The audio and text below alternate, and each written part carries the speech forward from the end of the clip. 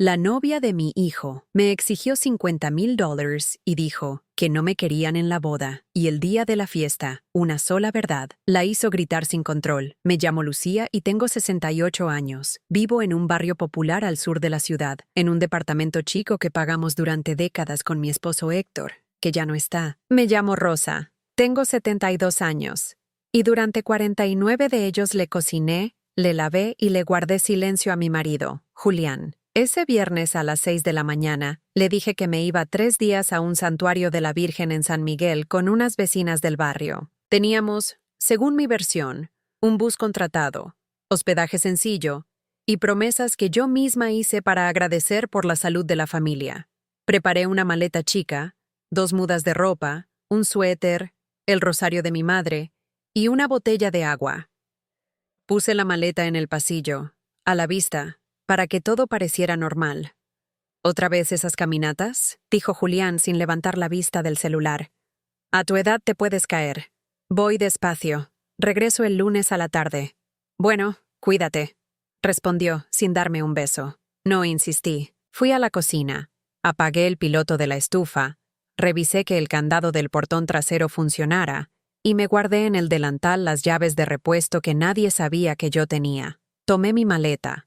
Crucé la calle y toqué la puerta de doña Teresa. Espera un momento antes de seguir adelante. Háganos saber desde qué parte del mundo estás mirando. Y si te encantan estas historias, no olvides suscribirte. El episodio de mañana será absolutamente alucinante. Vecina, ¿puedo dejar esto aquí hasta la noche?, le pedí. No voy a viajar. Solo necesito que, si alguien pregunta, usted diga que salí con las señoras. ¿Pasó algo, Rosa?, preguntó en voz baja. Nada que usted no haya olido hace meses, contesté. Mejor no pregunte. Dejé la maleta escondida detrás del mueble del televisor de doña Teresa. Caminé hasta la avenida como si de verdad fuera a tomar el bus. Mandé un mensaje al grupo de WhatsApp de las vecinas. Ya en camino, nos vemos en la terminal.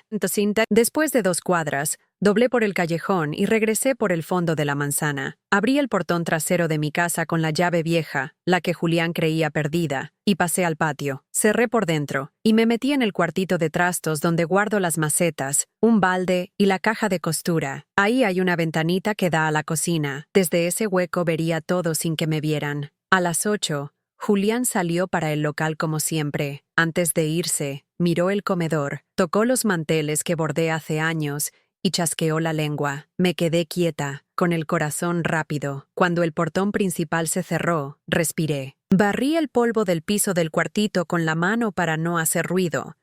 Me senté en una banqueta vieja y esperé.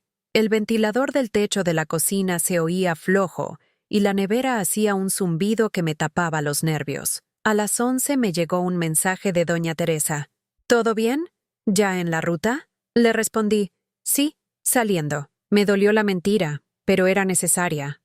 A las 12:30 escuché el motor de la camioneta de Julián.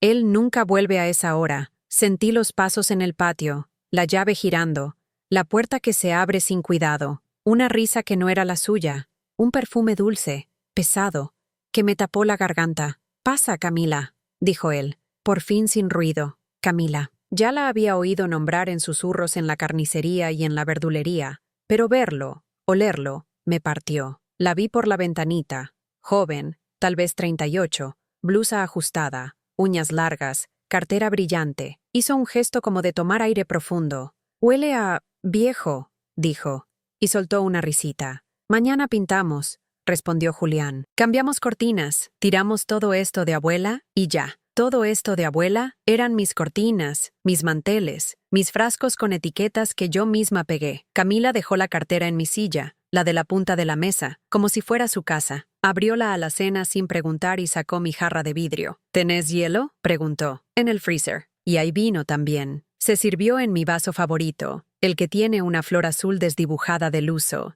y dejó marcas de labial en el borde. Me dio rabia una cosa tan tonta como eso, el vaso, pero ahí estaba yo, escondida, tragando saliva. Camila recorrió la cocina como quien inspecciona un alquiler. Abrió el cajón de los cubiertos. Sacó el cuchillo bueno, miró mis condimentos, se ató mi delantal como si fuera suyo y lo ajustó con un nudo en la espalda. Hizo una mueca. Me queda grande, dijo. Hay que comprar uno lindo. Compramos lo que quieras, dijo Julián, y se subió las mangas como si estuviera de estreno. También vamos a cambiar ese juego de ollas. Abrió el horno y sacó una fuente vacía, como si yo hubiera dejado algo a medio hacer. Camila agarró mis manteles bordados y los revisó. ¿Estos los hizo la señora?, preguntó sin decir mi nombre. Sí, respondió Julián. Se entretiene con esas cosas. Se entretiene. Yo bordé esos manteles de noche, sentada en la punta de la cama, cuando él roncaba. Bordé cuando no había plata para ir al cine, cuando me dolían las manos, cuando intentaba no escuchar discusiones de mis hijos con su esposa en el pasillo. Eso era entretenerse. Camila puso uno de mis manteles blancos sobre la mesa. Lo apretó con las manos para sacarle arrugas. Volvió a la alacena. Voy a cocinar algo, anunció. Tengo hambre. Lo que quieras, amor, dijo Julián.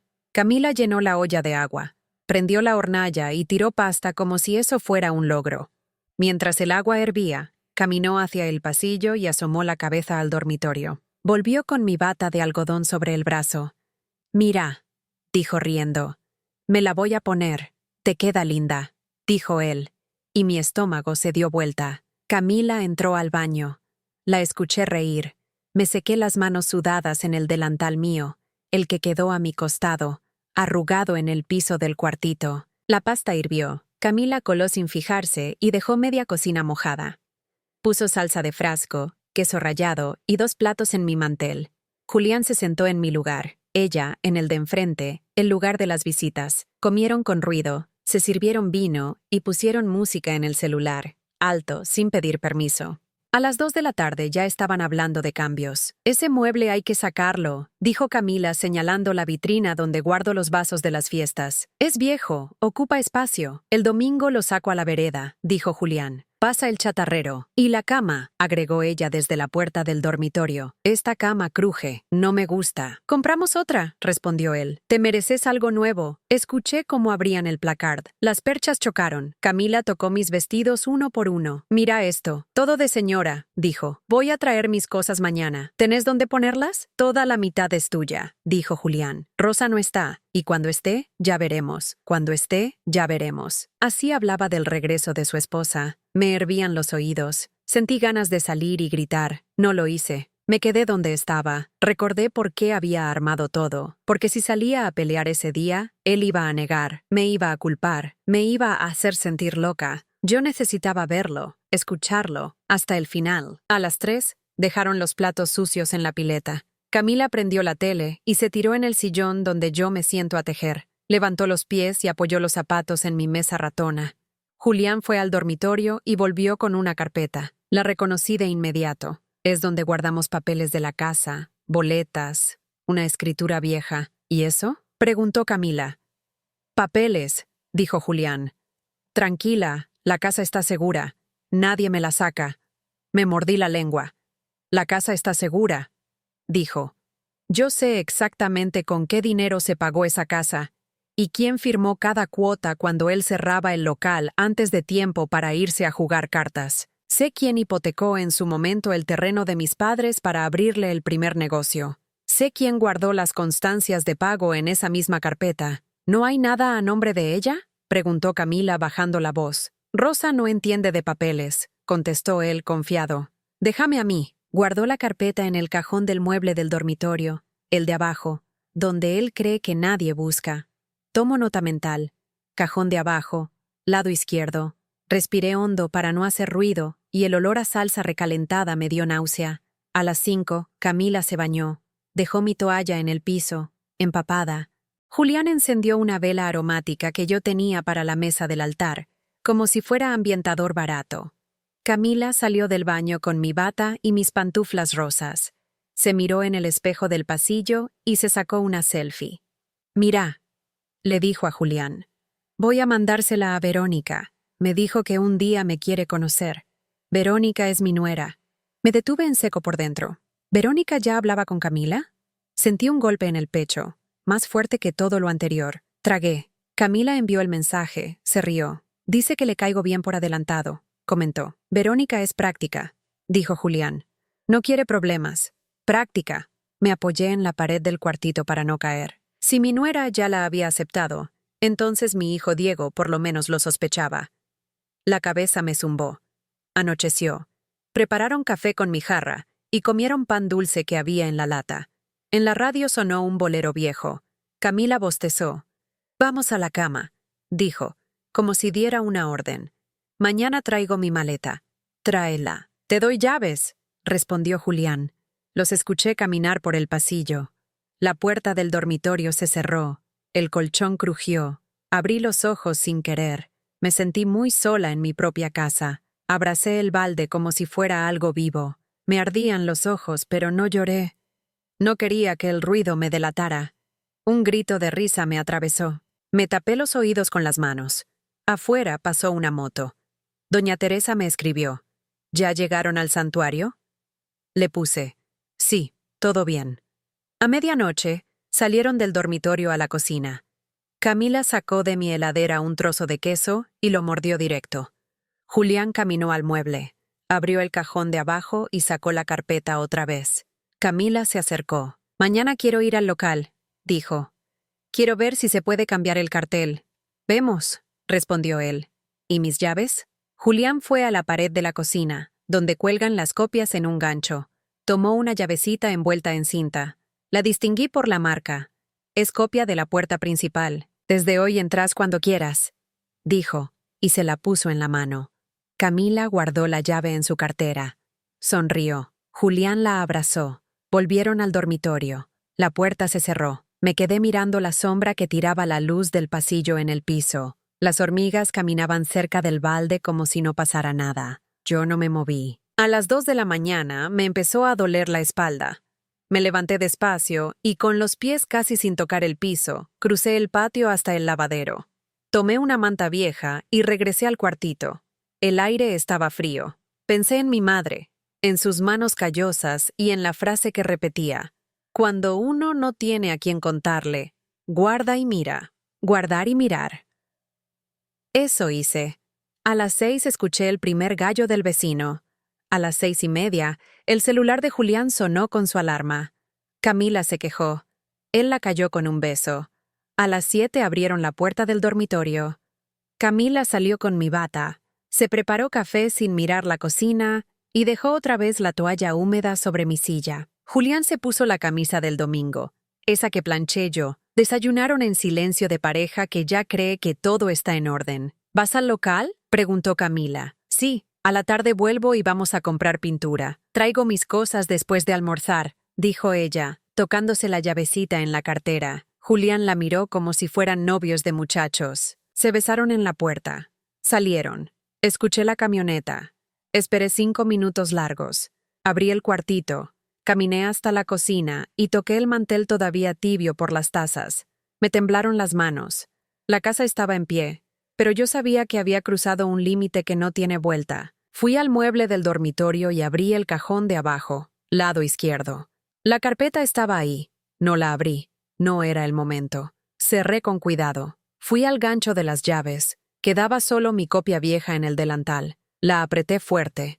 Me senté en la punta de la cama y respiré. No iba a llamar a nadie. No iba a hacer escándalo. La vecina seguiría creyendo que yo estaba de viaje. Camila iba a volver con su maleta. Y Julián la iba a dejar entrar. Bien. Yo iba a estar aquí, callada, mirando, hasta que el plan estuviera claro. Me serví un vaso de agua. Lo apoyé donde Camila dejó el suyo. Vi su marca de labial y no la limpié. A las 9 en punto tomé mi bolso. Metí mi cédula, el rosario y una libreta. Salí por el portón trasero. Caminé 3 cuadras hasta el centro. Sabía a dónde iba. Don Eusebio, el escribano, abre a las 9:30. Iba a pedirle una cita. Iba a entrar con la misma calma con la que ayer Camila se sentó en mi silla. No tenía que correr. Tenía que anotar, juntar, confirmar. Volví la mirada a la cuadra para asegurarme de que nadie me siguiera. Nadie. Solo un perro callejero acostado a la sombra. Cuando estaba por doblar la esquina, mi celular vibró. Era un mensaje de Verónica. Suegra, ¿cómo va el viaje? Después quiero hablar de unas cosas de la casa. Me quedé mirándolo un buen rato. No respondí. Guardé el teléfono, me acomodé el cabello y seguí caminando. A mitad de cuadra, me detuve por un segundo, porque desde la otra punta apareció Camila con una bolsa grande de ropa y la llavecita brillando en su mano. No me vio. Aceleró el paso hacia mi puerta. Yo también aceleré hacia la oficina de don Eusebio. Los días siguientes a ese descubrimiento fueron una tortura silenciosa. Me levantaba temprano como siempre, calentaba agua para el café y preparaba tortillas, como si nada hubiera pasado, aunque por dentro sentía que me habían arrancado la piel. Julián salía de la habitación sin mirarme mucho, inventando excusas para no compartir el desayuno, y yo lo observaba con esa calma amarga de quien sabe la verdad, pero no puede decir nada todavía. Cada rincón de la casa me recordaba los años en que todo lo que teníamos salió de mis manos. Esa mesa de madera en la que comíamos había sido comprada con lo que yo ganaba cosiendo uniformes escolares para las hijas de las familias más ricas del barrio. La estufa que usaba la amante para cocinar mis recetas, la pagué vendiendo tamales en la plaza, bajo el sol ardiente, cuando Julián me decía que era solo un trabajo temporal, mientras su negocio arrancaba. Nada fue temporal. Yo trabajé toda mi vida, y él nunca reconoció nada. Cuando mis hijos eran pequeños, yo me levantaba a las 5 de la mañana para prepararles el desayuno, y luego me iba a lavar ropa ajena. Regresaba con las manos llenas de grietas y la espalda torcida, pero feliz de verlos comer sin que les faltara nada. Julián, en cambio, pasaba la mañana haciendo contactos, que no eran más que charlas interminables en la cantina. Siempre decía que pronto íbamos a vivir mejor gracias a sus ideas, pero lo cierto es que la estabilidad de la familia siempre vino de mi sacrificio. Me acuerdo del día en que hipotecamos la casa que heredé de mis padres. Era una casita sencilla, de adobe y tejas viejas, pero era lo único que mis padres me habían dejado. Yo firmé esos papeles llorando, confiando en que el negocio de Julián iba a funcionar. Con ese dinero, él abrió una ferretería que después se volvió rentable, pero en cada clavo vendido, en cada martillo que pasaba por ese mostrador, estaba el precio de mis lágrimas. Ahora esa misma ferretería es motivo de orgullo para él, como si la hubiera construido solo. Las vecinas del barrio comenzaron a notar cosas. Una mañana, en la tienda de doña Clara, escuché cómo la amante de Julián, con una insolencia que me heló la sangre, decía que pronto se iba a encargar de redecorar la casa, porque la pobre Rosa ya estaba muy anticuada para esas cosas. Las otras mujeres rieron incómodas, pero nadie me defendió. Volví a casa con la bolsa de mandado más pesada que nunca, no por lo que llevaba, sino por la humillación que sentí. Lo más duro fue cuando intenté hablar con mi hermana, Mercedes. Pensé que, siendo de mi propia sangre, me iba a entender, pero su respuesta fue una bofetada que todavía siento. Rosa, la culpa es tuya. Nunca supiste cuidar a Julián. Los hombres necesitan emoción. Y tú te volviste aburrida con los años. Me quedé helada. Mi propia hermana, la que venía a pedirme dinero cuando no tenía para pagar la luz, me decía que yo tenía la culpa de ser reemplazada en mi propia casa. Supe en ese momento que no podía contar con nadie.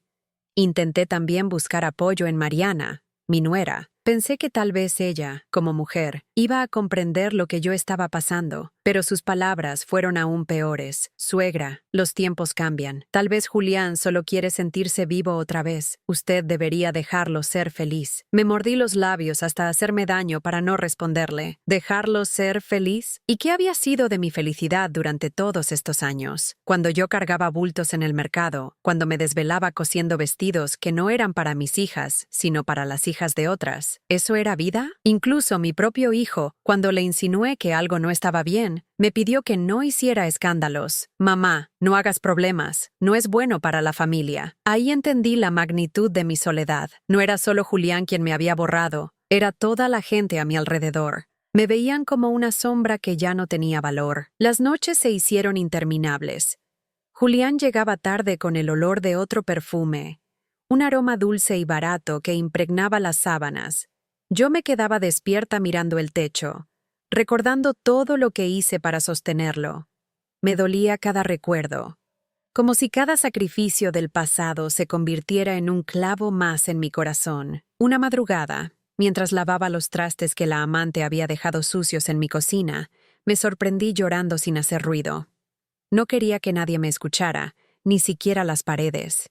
Sentí una mezcla de vergüenza y rabia. Vergüenza porque me habían convertido en invisible dentro de mi propio hogar, rabia porque todos parecían creer que eso era normal, pero en medio de esa tristeza, comencé a recordar los papeles viejos que guardaba en una caja de metal debajo de mi cama. Eran documentos que había heredado de mi padre, un hombre que nunca tuvo lujos, pero que siempre decía que la tierra era lo único que no se pierde. Quizás ahí estuviera la llave para recuperar mi dignidad. Mientras tanto, Julián y su amante seguían mostrándose cada vez más seguros, como si yo fuera un estorbo al que podían empujar fuera de la vida poco a poco. Yo los observaba en silencio, con el dolor acumulado de una vida entera, pero también con una semilla de determinación que empezaba a germinar dentro de mí. La rutina en mi casa se volvió una pesadilla constante. Yo seguía cumpliendo con mis tareas como si nada pasara. Cocinaba, limpiaba, lavaba, pero cada vez era más evidente que ya no tenía el lugar de antes. Camila, la amante de Julián, empezó a aparecer a plena luz del día,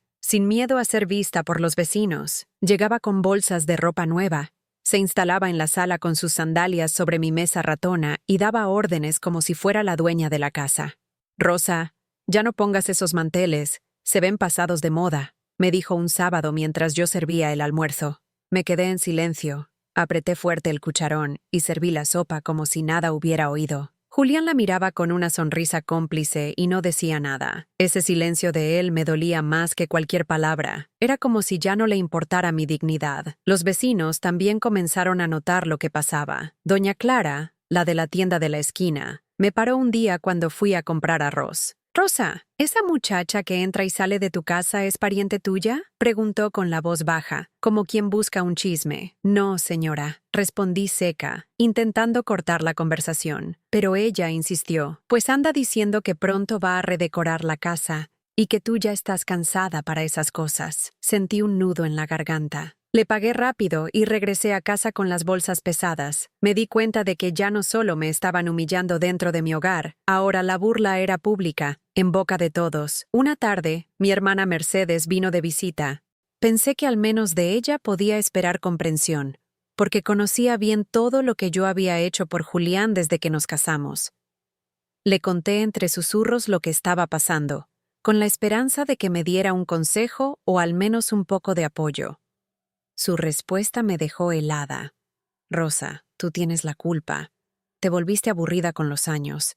Los hombres necesitan emoción, y si Julián la encontró en otra parte, pues ¿qué quieres que haga? ¿Me estás diciendo que la culpa es mía por haberme dedicado a trabajar y cuidar de la familia?», le respondí con la voz quebrada. «Yo solo digo que uno no debe descuidar al marido», replicó ella con frialdad, tomando café como si estuviera hablando de cualquier cosa. No volví a contarle nada. Entendí que incluso mi propia sangre estaba dispuesta a culparme antes que apoyarme. La siguiente en decepcionarme fue Mariana, mi nuera. Una mañana ella vino a dejar a mis nietos. Yo la esperé en la cocina y le dije con cautela: «Mariana, tú que eres joven, ¿qué piensas de lo que está pasando?». Ella me miró directo a los ojos y respondió sin titubear: «Suegra, tal vez debería dejar a Julián ser feliz. Los tiempos cambian y quizá él quiere otra vida. Usted ya vivió la suya». Me quedé muda. Mariana había recibido de mí ayuda incontables veces. Cuidé a sus hijos. La apoyé cuando estaba enferma. Le presté dinero cuando lo necesitó. Y ahora me decía que mi lugar estaba acabado, como si yo fuera un mueble viejo. Lo más doloroso fue hablar con mi hijo, Diego. Le insinué con cuidado que su padre estaba trayendo a otra mujer a la casa, esperando que al menos él reaccionara. Pero su respuesta me destrozó. «Mamá, no hagas escándalos. No es bueno para la familia. Ese día supe que estaba completamente sola. Mi marido me había reemplazado, mi hermana me culpaba, mi nuera me despreciaba, y mi propio hijo me pedía silencio. Yo, que había dado mi vida entera por ellos, ya no significaba nada». Las humillaciones se fueron acumulando. Camila empezó a mover mis cosas del lugar. Guardó mis fotos familiares en una caja y la escondió en el cuarto del fondo. Puso sus adornos de plástico barato en la sala y colgó cuadros nuevos en las paredes. «Es que tu estilo es muy viejo, Rosa. Hay que modernizar», me dijo una tarde, riéndose. Julián, en lugar de detenerla, asentía con orgullo. Hasta en la cocina me reemplazó. Un día encontré mis especias tiradas en una bolsa porque ella había comprado condimentos modernos. Tiró mi olla de barro, esa con la que hacía mole para toda la familia, y la cambió por una sartén nueva. Las vecinas comenzaron a murmurar cada vez más. Cuando iba a la iglesia, notaba las miradas. Algunas me veían con lástima, otras con curiosidad. Yo bajaba la cabeza y fingía que no escuchaba. La situación se volvió insostenible el domingo en que Camila llevó a su propia familia a mi casa. Entraron como si fueran dueños. La madre, 2 hermanas y hasta un sobrino. Se sentaron en mis sillas, abrieron mi refrigerador y sirvieron refrescos sin preguntar. Camila los presentó como si yo no estuviera ahí. «Esta será su casa también», dijo ella. Julián sonrió satisfecho. Me quedé parada en un rincón, invisible. Nadie me habló, nadie me preguntó nada. Era como si yo fuera una extraña en la casa que construí con mis propias manos.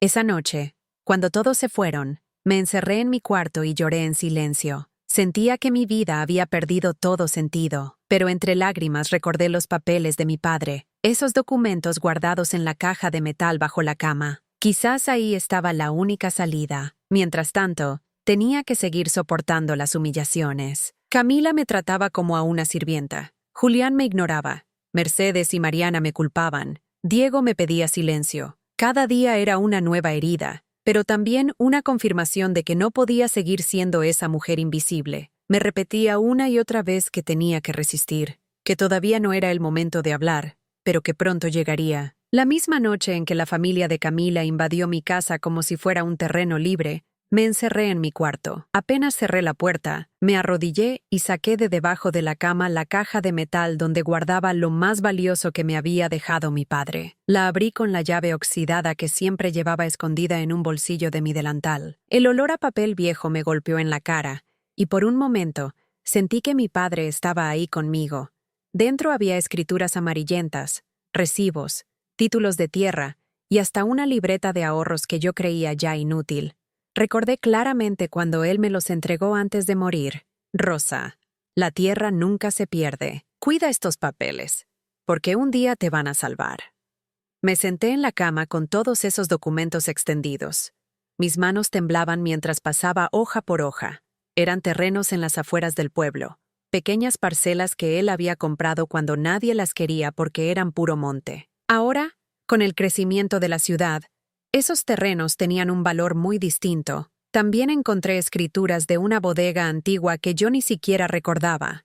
Pasé horas revisando. Con cada documento sentía un pequeño alivio, como si cada papel fuera un arma escondida que había esperado años para salir a la luz. Supe en ese momento que no estaba tan desamparada como Julián y Camila creían. Al día siguiente, me levanté temprano como siempre. Preparé el desayuno y lo serví en la mesa. Julián se quejó porque el café estaba muy cargado, y Camila rió como si fuera un chiste. Yo no respondí. Guardé silencio, serví las tortillas y esperé a que salieran. Apenas escuché el portón cerrarse, me vestí con mi ropa más sencilla y salí rumbo al centro del pueblo. Mi destino era la oficina de don Eusebio, un viejo escribano que había conocido a mi padre. Cuando llegué, él estaba sentado detrás de un escritorio de madera oscura, con un ventilador viejo girando lentamente. Me recibió con sorpresa. «Doña Rosa, hace años que no la veía. ¿Qué la trae por aquí?» Saqué de mi bolso la carpeta con los papeles. «Necesito que revise estos documentos. Son herencia de mi padre. Quiero saber si todavía tienen validez». Don Eusebio ajustó sus lentes y empezó a leer con calma.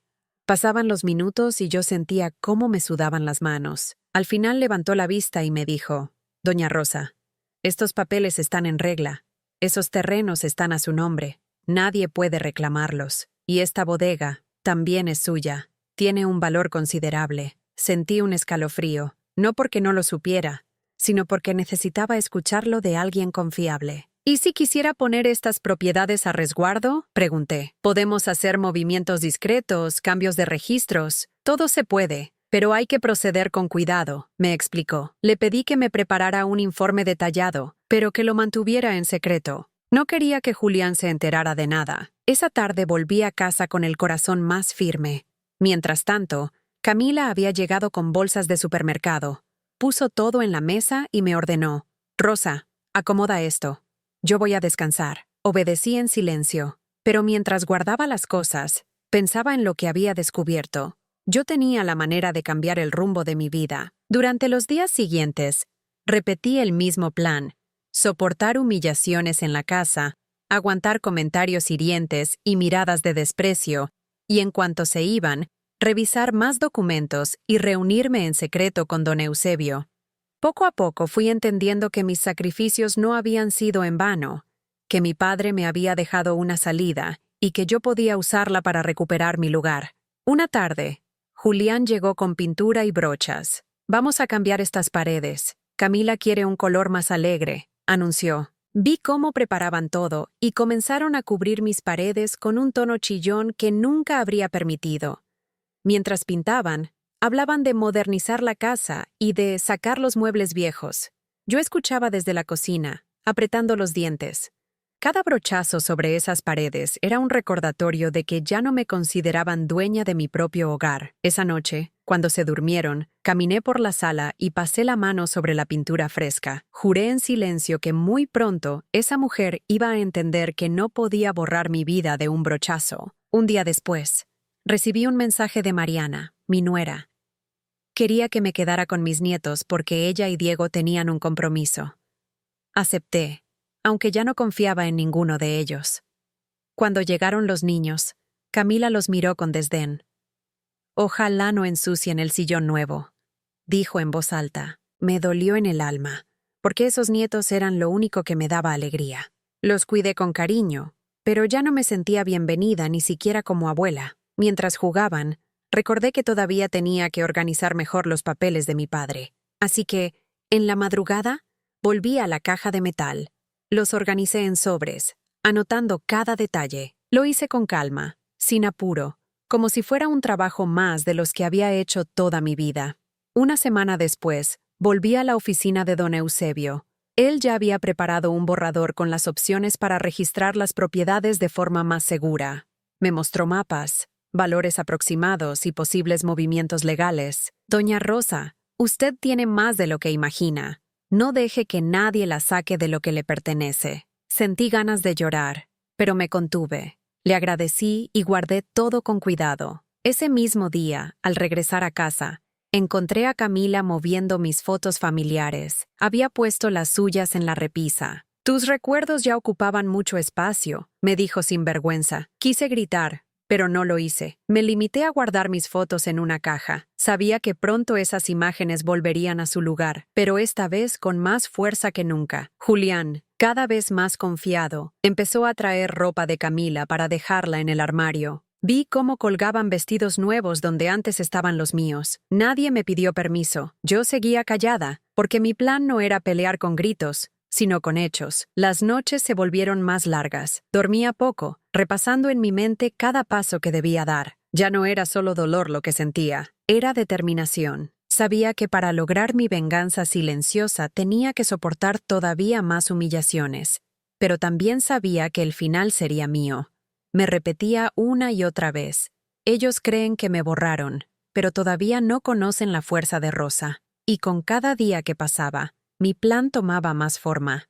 La idea de organizar una reunión familiar nació una tarde mientras veía a Camila caminar por mi cocina como si fuera la dueña.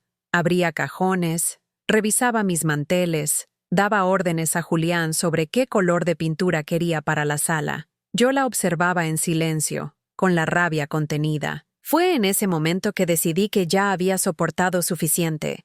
La humillación tenía que terminar, y lo haría en mis propios términos. Pasé varios días planeando todo en silencio.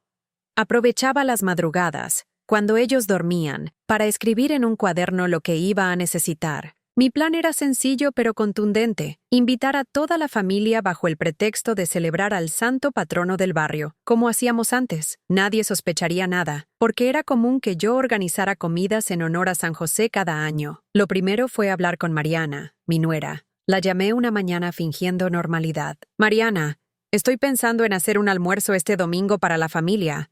Quiero que vengan Diego y los niños. ¿Un almuerzo? Preguntó sorprendida. ¿Y Julián está de acuerdo? Sí, claro. A él también le gusta que estemos todos juntos. Mentí, sabiendo que Julián no tenía idea. Bueno, lo voy a comentar con Diego. También invité a Mercedes, mi hermana, a pesar de su frialdad. No quería dejarla afuera, porque su presencia me serviría para que viera con sus propios ojos lo que yo iba a revelar. Los días previos me dediqué a preparar todo. Fui al mercado muy temprano para que nadie me viera y compré pollo, carne de res, verduras frescas, maíz y especias. Preparé mole, tortillas recién hechas, arroz rojo y frijoles refritos. También compré 2 botellas de vino barato. Quería que la comida pareciera una celebración común y corriente, que nadie sospechara el verdadero motivo. El domingo amaneció caluroso. Me levanté a las 5 de la mañana, encendí la estufa y empecé a cocinar. El olor a mole y a tortillas llenó la casa. Julián se levantó tarde y al ver todo preparado preguntó: ¿Y todo esto? Es la fiesta del santo.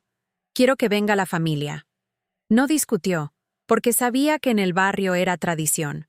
Incluso Camila se mostró complacida. Perfecto, dijo.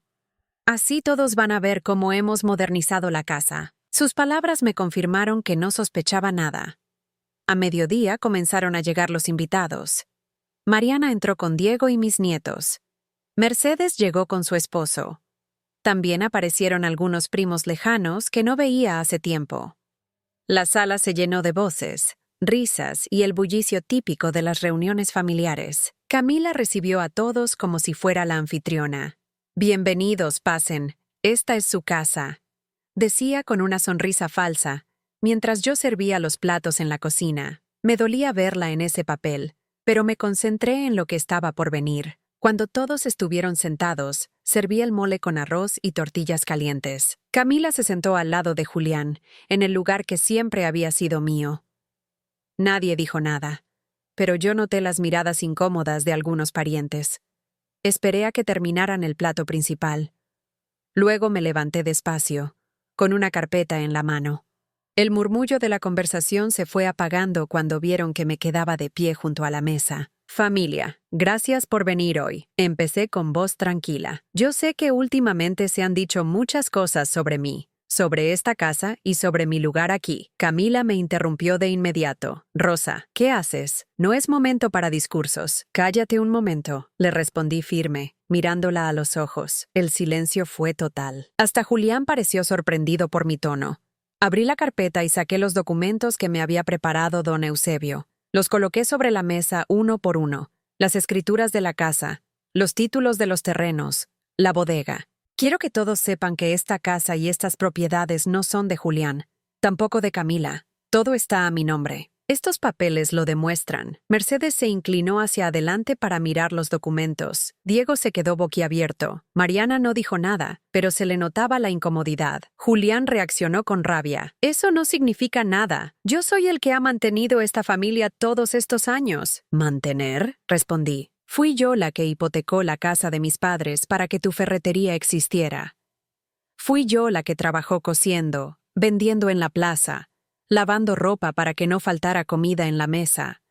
Y ahora traes a esta mujer a mi casa como si yo no existiera. Camila se levantó bruscamente, roja de furia. No tienes derecho a humillarme así. El único derecho que no tengo, dije con calma, es a seguir siendo pisoteada en mi propia casa. La sala entera estaba en silencio. Podía escuchar la respiración contenida de los presentes. Desde hoy quiero dejarlo claro. Esta casa es mía. Los terrenos son míos.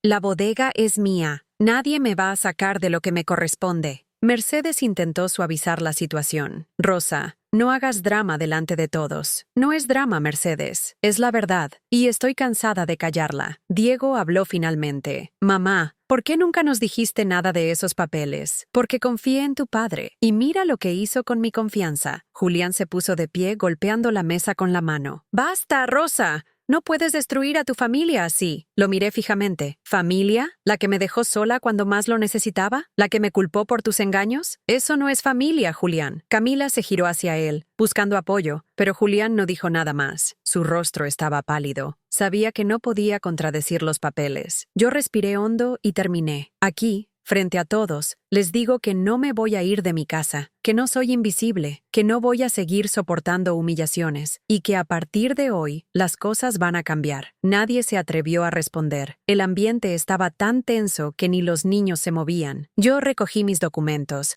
los guardé en la carpeta y me senté de nuevo, tranquila. La reunión terminó pronto. Los invitados se fueron uno a uno, sin saber qué decir. Mercedes salió con gesto molesto.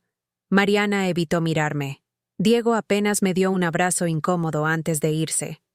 Camila se encerró en la habitación de Julián dando un portazo. Yo me quedé sola en la sala, mirando las paredes recién pintadas, con el olor del mole todavía en el aire. Sentí que había dado el paso que llevaba años esperando. No era el final, pero era el principio de mi verdadera liberación. El silencio que quedó después de aquella comida familiar se convirtió en una presencia constante dentro de la casa. Camila ya no me miraba con la misma seguridad de antes, y Julián pasaba los días más callado, con el ceño fruncido, como si estuviera calculando qué hacer.